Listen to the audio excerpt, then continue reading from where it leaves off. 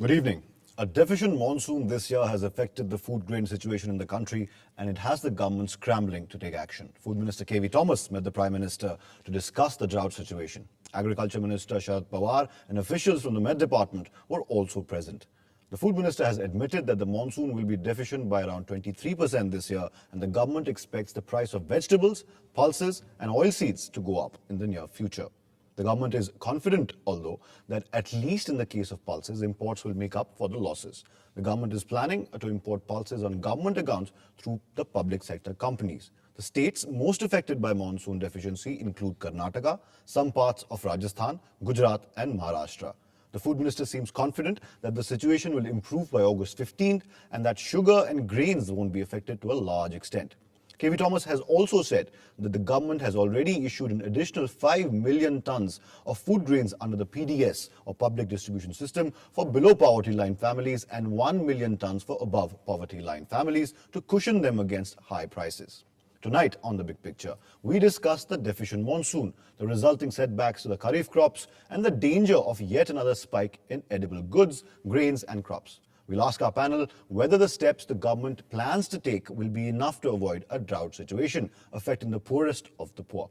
And joining me in the studio tonight will be Professor Himanshu from JNU. Also joining me will be Jayraj, Senior Agricultural Journalist. And connecting with us on the phone line will be Reetika, Khera, who teaches in IIT-Delhi and has worked extensively on the Right to Food program as well. I'd like to start this, however, with Professor Himanshu, if I could. Himanshu, the government is planning to take some stringent measures to check price rise. Banning future trades on volatile commodities is one of them. Imposing limits on the stocks that traders can keep so as to check against hoarding is another. Are these steps going to be effective enough to check the price rise, which seems now that it is imminent?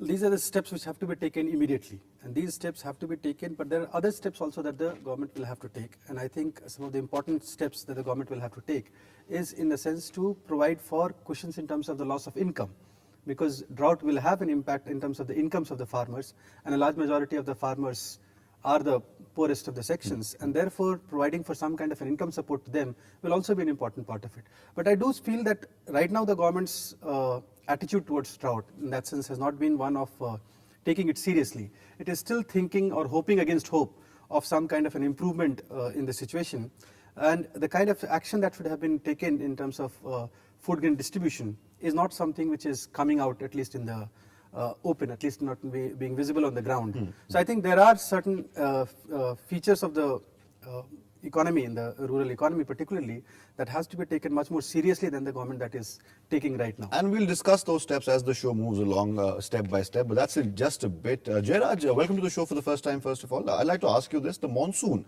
has played a factor, 23% less this year. Kharif is being affected, but the food minister's own statement just a week ago, he said that India has enough stocks in the warehouses, in the granaries, in the go-downs. Then what's really the cause for worry then? Is it the not so efficient public distribution system that should be on our minds right now? No, of course. The very word drought creates a lot of psychosis in the mind of the people.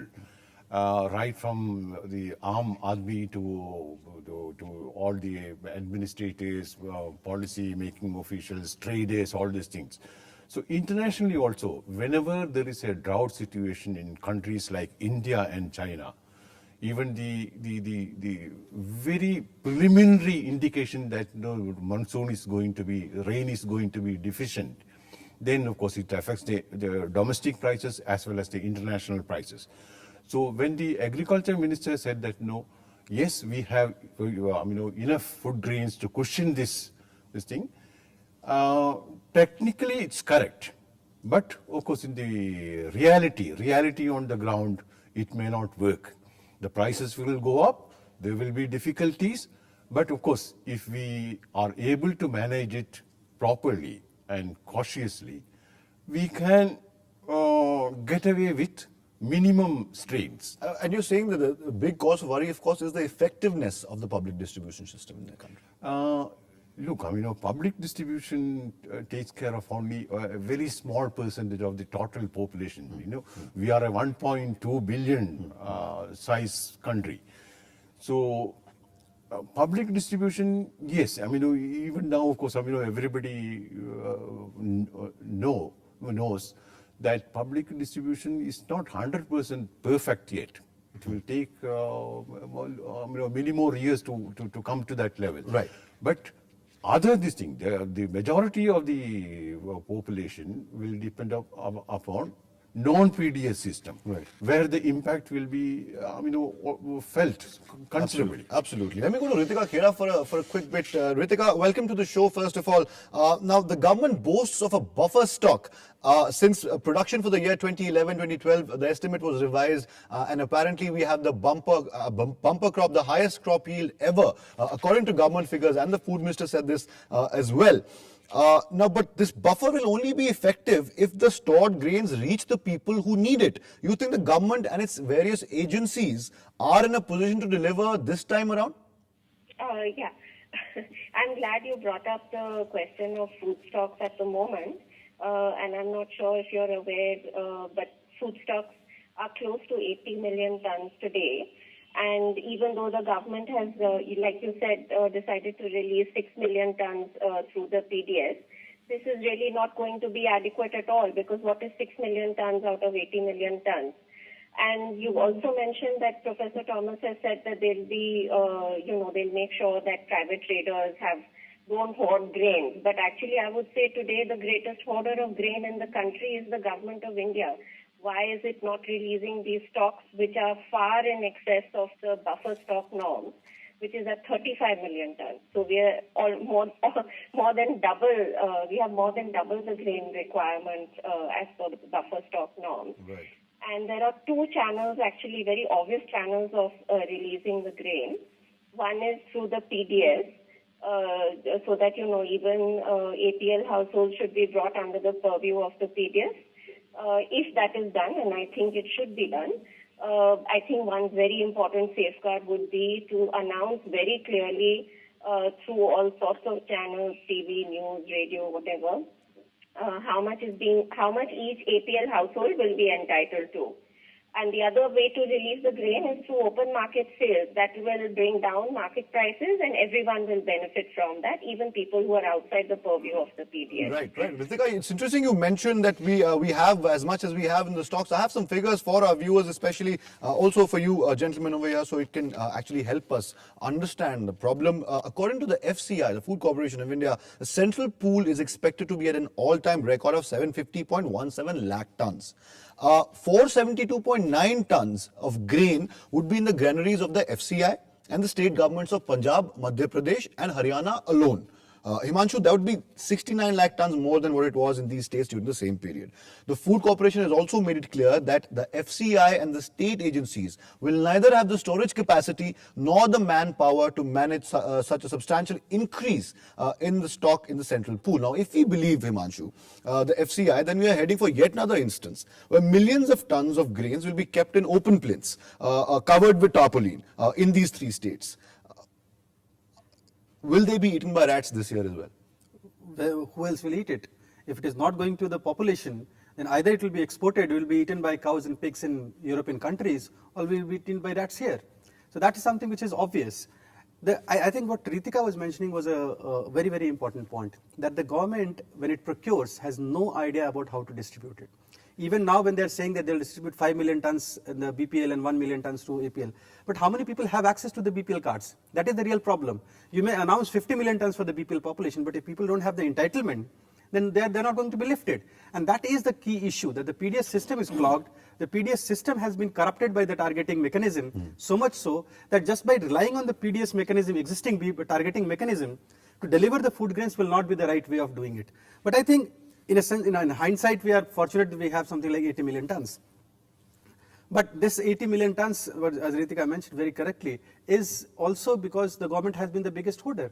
And it has been the biggest hoarder in that sense. And it has basically mopped up the supply from the market, and which is basically depriving the population from the food grains. And it also creates a pressure for speculative trading, and the black marketers and all sorts of speculative traders will come into the picture simply because the supply is out of the market.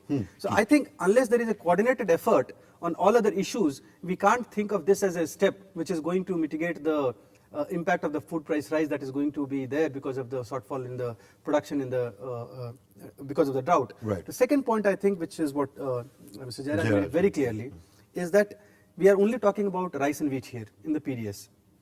There are a whole lot of other items on which we have to think about it. Pulses, we are net importers. Oilseeds, we are net importers. And for vegetables and other items, there already had been instances where speculators and hoarders have actually played spoil sport and have been contributed to basically inflationary trends that we saw. As far as onion is concerned, we saw it last time. Sugarcane was obviously an example. So more or less all commodities have seen this kind of a thing. To the extent that the Competition Commission of India had to initiate a suo motu inquiry on the price rise that happened in inflation. And the government of India did admit indirectly that the speculative players were basically doing this. So this is a perfect opportunity for them to basically get into the market and play havoc in the market. I'll come to Jairaj in just a bit. I want to ask Reetika one more question here, especially since Himanshu mentioned these figures that he did. It's expected, Reetika, that during this monsoon, approximately 231.82 lakh tons of wheat will be lying under the sun, covered in plains and covered with tarpaulin. But the group of ministers on food has rejected the ministry's proposal to distribute more grains to the states, citing fiscal constraints. Despite the FCI's warning that the grains would rot in the open godowns once the monsoons hit the country. If the GOM or the group of ministers had cleared the proposal, Reetika, we could have saved a lot of grains and perhaps a substantial number of people could have been fed. Don't you agree? Yeah, I think, the government is being a little bit short-sighted because everyone, when we talk about the food subsidy bill, we forget that a large part of the food subsidy bill is going towards procurement of grain, and some part of it is going towards distribution because we buy at MSP, but we sell at the central issue prices, which are lower than the minimum support prices. And another very large part of the food subsidy is transport and storage. Today, the storage situation is so serious that the government will actually be doing itself a favor by getting rid of this grain. And there are such obvious channels of, so to speak, getting rid of the grain that, it's a win-win sort of situation that is hard to understand why the government doesn't do it. I mean, in fact, actually, we do have a clue about why the government doesn't do it. It's because of their accounting practices, because when they release the grain, it shows up as a subsidy, but when they hoard the grain, it shows up as a stock and, on the right side of the balance sheet. But just because their accounting practices are flawed, it's not very sensible, according to me, to keep hoarding the grain. And it's basically the bomb is getting bigger and bigger. Right, it's a ticking time bomb, some would call it. Of course, stay with us, Reetika. We'll take a short break. We'll come back and we'll discuss all things food grains. We'll also discuss whether or not there is a silver lining there. The PM, of course, announcing that the food bill, of course, will be extended to some more districts. We'll talk about that and more after a short break. Keep watching The Big Picture.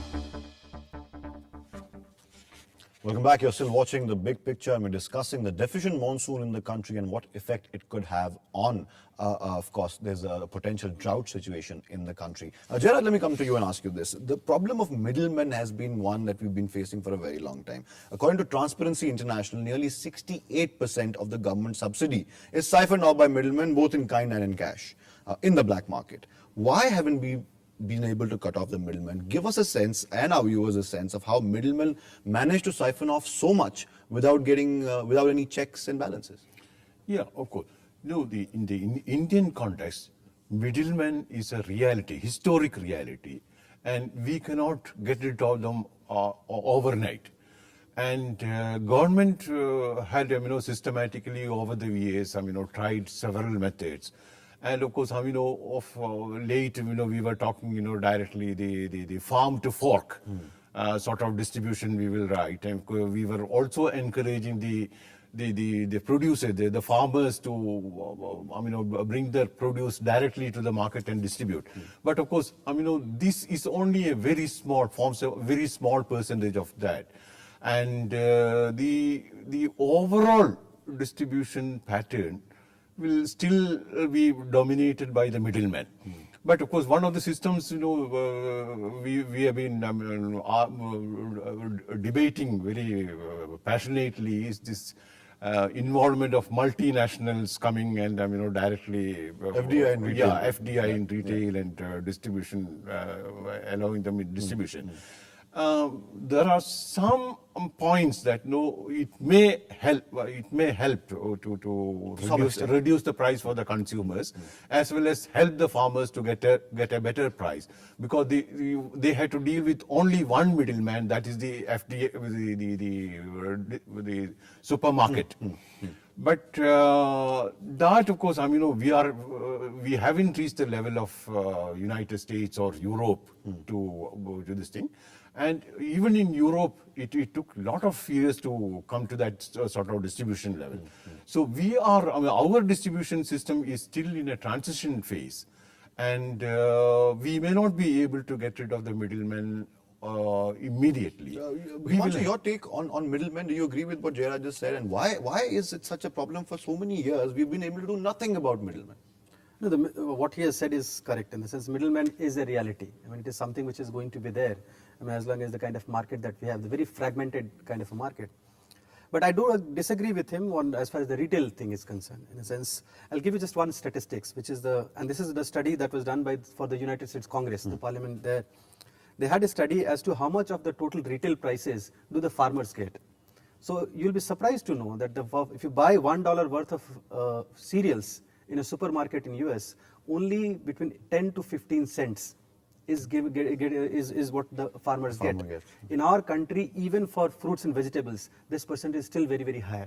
So there are layers of middlemen, but the margins are very small. The problem with what will happen with this big multinationals is that it will create a kind of a monopoly. The kind of a monopoly that today people are protesting about FCI. Kind of FCI has become a monopoly, cornering something 30-35% of the food grains. And if it wants to behave as a monopoly, it can basically push prices up and push prices down. The way to do it is to basically, we have to take some strong actions, and these are something pending from 2006 onwards. The reforms of APMC has been pending since 2006. There has never been any concrete action on this. But what has happened is that the role of middleman becomes important in these periods. For example, in 2009-10 drought, it became important. Even now, it becomes drought, because that gives them a kind of a opportunity to basically play havoc with the market, because there is a scarcity and because there is an external factor to blame for. But the government has all the wherewithals to basically control prices, control middlemen, role of middlemen, make sure that there is no hoarding, there is no black marketing, no future trade or speculation that is going on. I think the idea here is to have a political will to control the prices, not just blame middlemen or other market forces. Other things. Right. Reetika, I will add a point to that. I have no dispute about your view. I do agree that the big departmental chains which come into the market, initially they will be very nice to the producer and the consumer. Slowly, as you said, when they get the foothold on the market, then they can dictate and bargain very badly. So I am fully in agreement with Professor Himanshu. Right, fair point. We'll take that point. Ritika, your take on FDI and multi-brand retail, you think it'll help at least eliminate the middleman and perhaps make the situation a little better? I'm sorry, this is really not something I'm competent to comment on. I'll rephrase my question. I'll just come to you. Let's talk about the Prime Minister's initiative now. There is some sort of a silver lining here, isn't there, Ritika? There was this meeting last week where the Prime Minister took decisive action and said in some districts we'll get 90% of the population under the food bill. The earlier draft was the 67%, of course, but that is also it doesn't come without a flip side, of course. If we look at it, the Food Minister has said because of this initiative, the food subsidy will go up to 19,000 crore rupees, and the grain requirement will go up by 2 million tons, taking it to 64 million tons. That will put added pressure on the already ballooning deficit if the food bill goes to 19,000 crore. Isn't that also something that the government could really do away with? Okay, so let me start first a little bit by going back to what Himanshu was saying. He said that the FCI has a monopoly of the grain market. I'm sure that that's not true at all. Nobody is forcing anybody to sell to the FCI, and in any case, the FCI picks up about 1/3 of the total food grain production in the country. Now, coming to your question about the food bill and the proposal for the food security bill, I think the proposal to extend the coverage to a larger proportion of the population is a very good idea, and I would really support Professor Thomas on this initiative. For a change, this is something I can agree with him on. The food subsidy bill will certainly go up, but going up from 60 million tons to 62 million tons at a time when we are, sitting over so much grain that we don't know, we have it coming out of our ears and nose. I don't think that's a serious concern at all.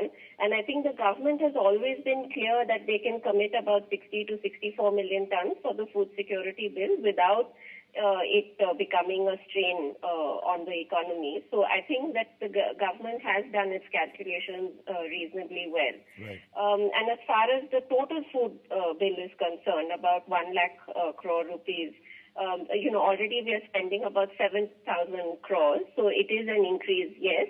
But if you look at it in terms of proportion of GDP, it's still just 1.2% or something like that of the GDP. So it's not as frightening as one expects it to be. Right, Reetika. Fair point. Himanshu, do you agree with what Reetika said? The increase to take 90% of people in those districts, do you think at least that's a step in the right direction? And that's definitely a step in the right direction. And in any case, that is something that will happen, because unless the government is planning to have something like a uniform cutoff of 33% in all the states, if it is not planning that, then this is something that will automatically flow. That in some districts there will be more number of people who will be included, some districts there will be lesser number of people. So states which are poorer, for example, Bihar and Chhattisgarh, will definitely have higher percentage of population who will be covered compared to states like Punjab and Haryana, which are food surplus and very rich states.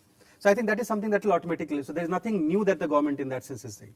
But what is also coming out, which is hidden message there, is the government is also trying to take into account the coalition compulsions. Tamil Nadu, for example, is a universal.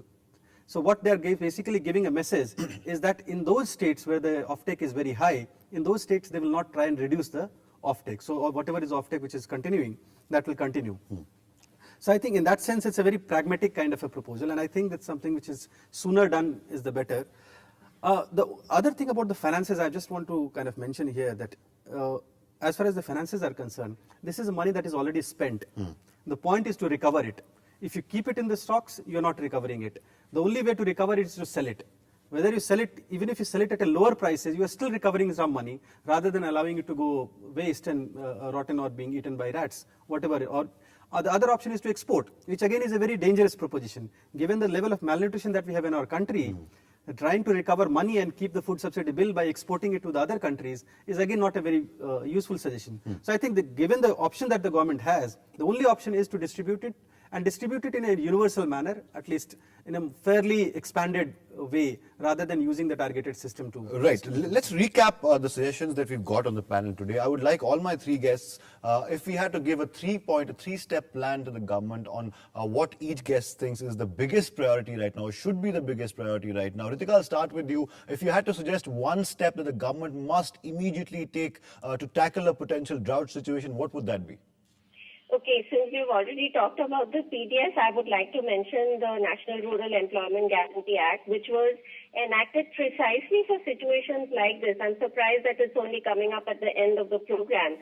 The government must make it, must revive the scale of employment under the NREGA so that people are able to find work in their own villages and don't have to migrate in distress. And I'll let the other panelists speak about the PDS, but you know what my views on that are. We get your point. Jairaj, coming to you, if you had to present a one-step or two-step policy plan that could perhaps be effective in tackling a potential drought situation, what would that be? Yeah, well, the point I see is that the management, distribution management is crucial.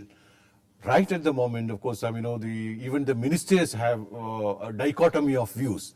That should be avoided.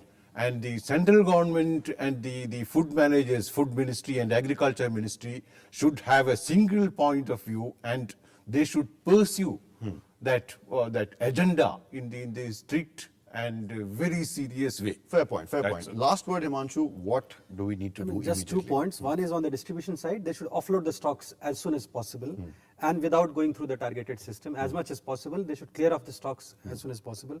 And on the second side, which is what I started with, is that the biggest impact will be in terms of incomes of the farmers. And that is where the NREGA kind of a thing is something which is very, very important. But other forms of support, I mean, a kind of support structure to the farmers who are currently whatever cultivating they are, that has to be provided. And that has to be provided in terms of various subsidies which are there, in terms of input costs or various other things. Right. So I think in both directions there has to be a coordinated action. Absolutely. Fair point there. Of course, my panelists agreeing that offloading the stocks immediately and without any delay or hesitation and not really going through the targeted system is what is required. Of course, there will be some more meetings of the food minister with the prime minister as well to tackle the situation. We hope for a better monsoon, of course, so that a potential drought situation does not arise in the country this year again. That's all the time we have from the studio this time around. I must thank all my guests. Reetika, Khera, thank you so much for joining us. Professor Himanshu and Jayraj, who joined us on The Big Picture. That's all the time we have. Athar Khan saying goodbye, good night, and thank you for watching.